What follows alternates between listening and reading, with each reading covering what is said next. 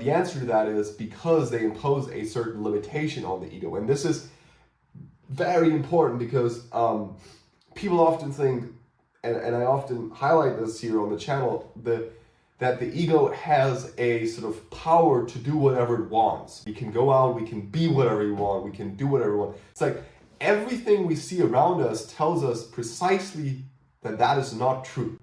Like we cannot do whatever we want. We're limited all the time.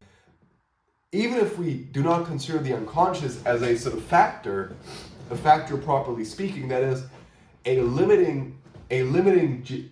always making limiting gestures upon us, we are not free to do what we want simply because we're limited by so many aspects of our own existence, the archetypes being one of them, or one of them and all of them depending on the situation in which you interpret. So what we are supposed to do, let's say in the Jungian perspective, is precisely this encounter with reality. We're precisely supposed to go out and see and look what is actually there, challenge the assumptions we have, especially the most fundamental assumptions, in order not to sort of develop these crystallized, rigid structures which are, let's say, threatening because they may become ruptured in the encounter with reality that is unexpected and unexpectedly harsh, let's say.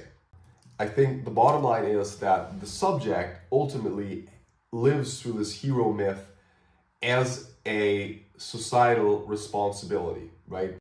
But precisely to transform heaven in order to something that can then be better interactive or interacting better with that which is in hell, if you will.